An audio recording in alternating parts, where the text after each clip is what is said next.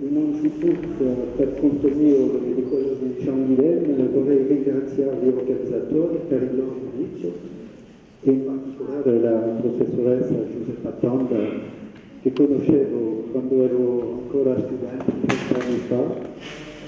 Ho incontrato il professor Conti in diverse occasioni con il mio amico Joseph Ceva, è sempre stato molto gentile e generoso.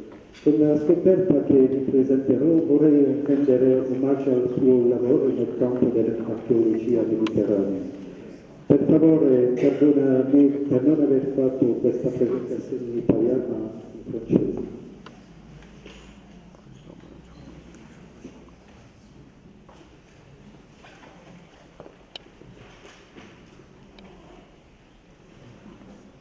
Alors, les relations au cœur de la mer méditerranéenne entre la Corse et la Sardaigne lors des diverses phases du néolithique demeurent un sujet de recherche très ouvert. La proximité même des deux îles rendait très plausible des processus d'influence culturelle réciproque, plus particulièrement entre le nord de la Sardaigne et le sud de sa voisine. Le développement de la navigation, abordé dès le Mésolithique mais qui ne cessera de se renforcer par la suite, ne pouvait que faciliter ces relations. Les circuits de distribution de l'obsidienne du Monte Arche ou de silex de Pertigas, attestés dès le Néolithique ancien, sont d'ailleurs un bon témoignage de ce phénomène de contact. On citera notamment les travaux de Carlo XII et les travaux actuels aussi de Céline Béange. On sait toutefois que la proximité géographique n'entraîne pas forcément une uniformation culturelle. Le propre des sociétés étant de se construire une identité en se différenciant autant que possible de ses voisines et de réagir contre toute tentative d'acculturation. C'est pourquoi la préhistoire des îles de la Méditerranée n'est pas réductible à l'expression d'une culture standard, mais affiche une forte variabilité entre chaque milieu insulaire. Curieusement d'ailleurs, ces divergences ne cesseront de croître tout au long de la protohistoire, alors même que l'accentuation des relations maritimes serait à même de favoriser les phénomènes d'assimilation et de mémorisation. Pour autant, le cas de la Corse et de la Sardaigne est plus particulier en raison de leur proximité géographique, situation à même d'engendrer des processus de convergence,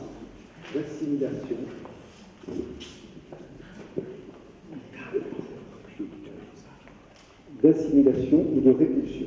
On citera notamment les travaux de Jean Guilaine là-dessus. De plus, s'agissant d'une île au relief très cloisonné comme la Corse, le sud de l'île pourra être plus réceptif, plus ouvert aux influences issues de l'île proche, alors que le nord, plus distant, pourra rester à l'écart de certaines inspirations, donnant lieu ainsi à des clivages par rapport aux terres plus méridionales. Signalons aussi et surtout que tout essai comparatif actuel reste bien sûr dépendant de la documentation disponible et pour certaines phases du néolithique handicapées par la faiblesse des données. Alors, résumons brièvement la situation. Les toutes premières manifestations du néolithique en Méditerranée occidentale sont dues à des influx en provenance de l'Italie péninsulaire entre 5900 et 5500 BC. La Sardaigne n'a pour l'instant livré aucun site de ce moment et on n'en connaît en état que deux en Corse. L'un, que je vous présente ici, est le site de Campus Stefano, que nous avons fouillé pendant 5-6 ans avec Joseph Cesari et Paulné à Solacaba. Ce site a notamment livré les restes d'un épais récipient à décor de rangées d'impression verticale de coquillages, thématique largement attestée dans le sud de l'Italie. C'est lors de la phase suivante du néolithique ancien, le Carbéate tyrrhénien, que les parentés entre les deux îles deviennent sensibles. La céramique, notamment, semble unifier leur territoire en enclavant pour partie la Toscane et de la Latium. Elle se caractérise majoritairement par une thématique géométrique à base de triangles, de chevrons, etc. Cette étape couvre le demi-siècle, 5500-5000 BC. L'étape récente de ce néolithique, décrit en Sardaigne notamment à la grotte à Verge par Giuseppe Tanda, est peu ou prou contemporaine de l'épicardial franco-ibérique. Il ne semble guère reconnu en Corse. Autour de 4700-4500 BC, la présence en Sardaigne de l'horizon de Bonwedil pourrait être synchrone du Curazien défini par François de Lanfranc qui en Corse à partir du site de Courrapiad et caractérisé par un décor imprimé, disposé en ligne ou en triangle, mais aussi par des anses originales, parfois à appendices. Dans la seconde moitié du 5e millénaire, la culture sarde de San Chiriac, marquée par des styles céramiques à parois lisses et à profil parfois carénés, semble trouver des correspondances en Corse dans les matériaux de Prez, du site de Prez, mais aussi d'autres sites peu ou prou contemporains. On pense notamment au site de Tozébian, Boufou et Montérégie. Les coffres de Limour Arzaken, que vous connaissez tous certainement, aujourd'hui attribués au San Chiriac, ont des répliques dans le nord de la Corse. C'est la photo que vous avez ici, qui est disposée en vis-à-vis de Limour, donc sur le site du Montérégie, que dans les Agriades, qui semble s'inscrire approximativement dans le même trait. La question de ces symétries devient plus délicate à partir de l'éclosion en Sardaigne de la culture hôtière, autour de Makatine. C'est sur cette île une période particulièrement florissante, marquée par le développement de tombes collectives en projet, parmi lesquelles figurent certaines nécropoles aux monuments très élaborés, avec décoration interne de vitrains sculptés ou gravés, une production céramique de haute qualité, des tout débuts de la métallurgie, etc. Or, les influx potentiels sur la Corse voisine sont peu discernables en état de développement. La Corse ne connaît pas les 6 caractéristiques de muse des Janas sardes. Bayou a tenté un rapprochement entre son basien et certains styles haussières, mais il faudra encore attendre les résultats, notamment des travaux qui sont menés actuellement par Thomas Perrin sur le site de Basile. Signalons également la mise au jour sur le chantier de la caserne Mont-Laure à Bonifacio de céramique néolithique et notamment de vases tripodes, c'est la photo que vous avez ici, à pieds trapézoïdaux, à forme relevée, qui pourrait évoquer des contacts avec l'île voisine à cette époque, voire plus tardivement. Le goût pour les vases polypodes s'étant maintenu en Sardaigne tout au long du Calcolithique. L'épanouissement des cultures d'Abéas, Gols, Montéclat ne semble pas avoir eu de grandes répercussions dans l'île voisine en Corse, et pas davantage pour le campaniforme, bien attesté en Sardaigne, mais à peine mentionné en Corse. Dans cette dernière île, le Terrien semble occuper le long créneau chronologique de la fin du 4e millénaire à la fin du 3e millénaire, à citer notamment les travaux de Joseph Cesari sur le site de Calanque. C'est la photo que vous avez à gauche, travaux qu'il a menés bien sûr en collaboration avec les tous épatants. C'est dans un tel cadre chronoculturel, mais plus tard particulièrement dans le contexte du 4e millénaire, que nous souhaitons faire part d'une découverte récente à même de faire réfléchir sur les éventuelles relations iconographiques entre les deux îles. Il s'agit de 2 stèles, dont l'une décorée reconnue sur un petit plateau granitique de la région de Sartène et qui proviennent, selon toute probabilité, d'un monument mégalithique ou d'une tombe aujourd'hui démantelée. Vous avez une photo du site à ma gauche. Il s'agit donc d'un petit plateau qui se trouve à peu près à 6 km au nord du site de Palage. Les stèles de Balkir ayant été découvertes dans le sud-ouest de la Corse, donc dans la région de Sartène, le site se caractérise par une nappe de mobilier lithique et par la présence soupçonnée d'un élément mégalithique démantelé, que je viens de dire. La découverte des 2 stèles sur ce gisement, suite à des travaux agricoles, a entraîné la mise en œuvre d'une opération de relevé et de prospection géophysique, ainsi que de relevé scan 3D. Voici une photo des 2 stèles au moment de leur découverte, dans un contexte de lumière peu favorable. Et voici un des relevés de cette stèle. Alors les dimensions de cette stèle sont une hauteur de 120 cm de près et une largeur maximum de 81 cm. Il s'agit d'un bloc de forme trapézoïdale composé d'un sommet large, d'anneau convexe et d'une base amincie. Le monolithe est un produit d'extraction, les gravures sont inscrites sur la phase d'arrachement qui correspond à une paroi de diaplage encore partiellement visible. Les bords et le sommet du monolithe sont le produit d'un travail de martelage. L'ensemble de la figure a été exécuté au champ levé. Il faut signaler également la présence d'une petite fissure patinée par le temps située sur le point le plus haut du sommet et descendant verticalement sur quelques centimètres. Sa présence pose la question d'un point de pression très important à cet endroit, sur le même modèle que celui d'une table de couverture reposant sur son pilier et sans aucune certitude. Au plan morphologique, Cette variété de stèles trapézoïdales, très régularisée, à base grossièrement aménagée pour la fixation de terre, connaît un développement tout particulier en France méridionale du 4e millénaire avant notre ère, tout en s'inscrivant dans une phase prédominique.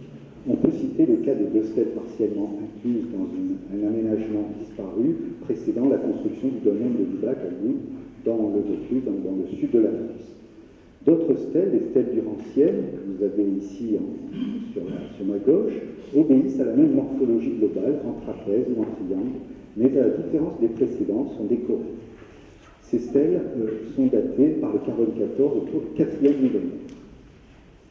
S'agissant de la représentation iconographique, on décomposera dans une optique comparative les divers éléments du personnage figuré. Les cornes, le thème des cornes, parfois de crosse symétrique, est bien représenté dans l'art néolithique européen. Pour rester dans un contexte proche de la stèle corse, on notera sa présence en Sardaigne sous la forme de butrames sculptés ou gravés dans les hypogées de la culture hôtière. Divers anthropomorphes peints de l'art schématique ibérique sont dotés de cornes, los letreros en Espagne. En France, les personnages schématisés nantis de cornes sont figurés sur diverses stèles, notamment dans la Drôme, à Die, c'est le menhir que vous avez sur ma gauche, ou gravés par piquetage sur des sites rupestres tels ceux du Mont-Bélier. Le visage discoïde représenter un visage sous une forme circulaire est une convention artistique adoptée notamment par les artisans d'idoles en marbre du néolithique récent en Sardaigne. Compte tenu de leur proximité géographique, ce sont des productions qui offrent les meilleurs parallèles avec la face circulaire de la stèle de Balkis.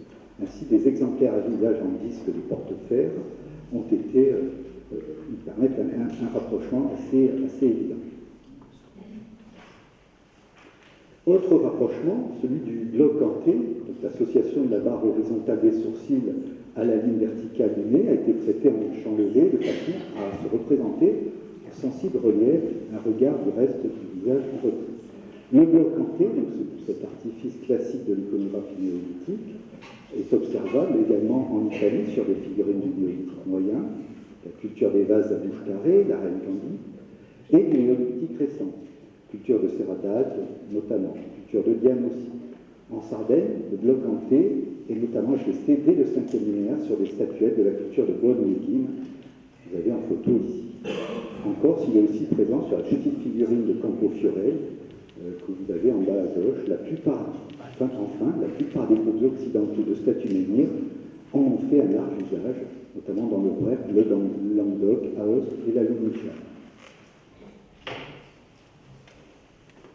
Les yeux n'ont pas été figurés sur la stèle de Balkir.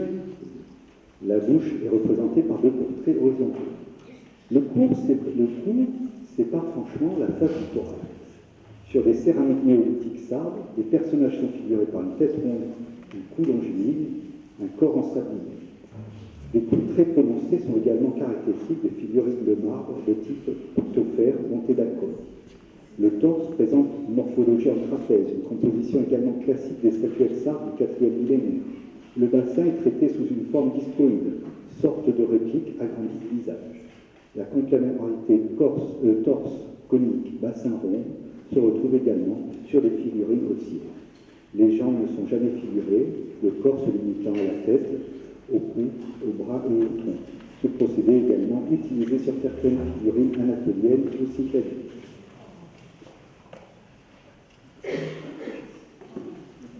La posture en mourant maintenant. La posture en mourant, les bras écartés, est présente très tôt sur certaines céramiques du néolithique ancien méditerranéen.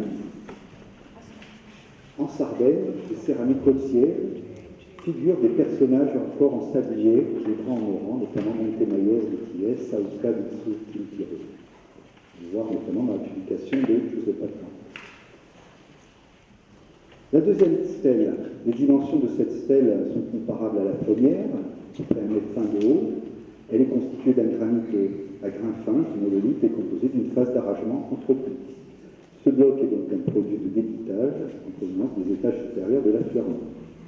Le sommet est rétréci de façon à former une ogive. Deux larges départs de matière créent un épauleur. Ce petit monolithe entre dans la catégorie des stèles ou menhirs sommairement aménagés de façon à faire apparaître une silhouette urbaine par dégagement de la partie céphalique. Ces monuments sont connus en Bretagne dès le 5e millénaire, mais également en Suisse, à Yverdon. C'est la photo que vous avez sur ma gauche.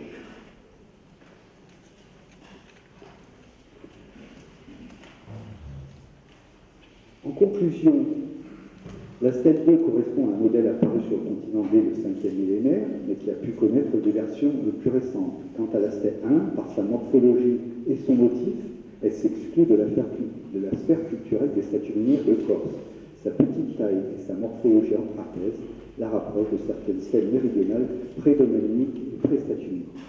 Son iconographie, pour l'instant unique en Corse, mais aussi dans la sphère tyrénienne, ne facilite pas les approches comparatives.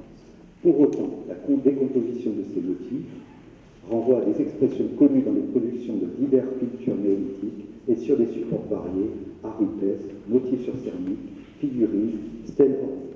Pour rester dans le plus proche contexte culturel, on observe que ces divers canons iconographiques du corps font partie du registre iconographique des cultures haussières sud-axiales. Je vous remercie beaucoup.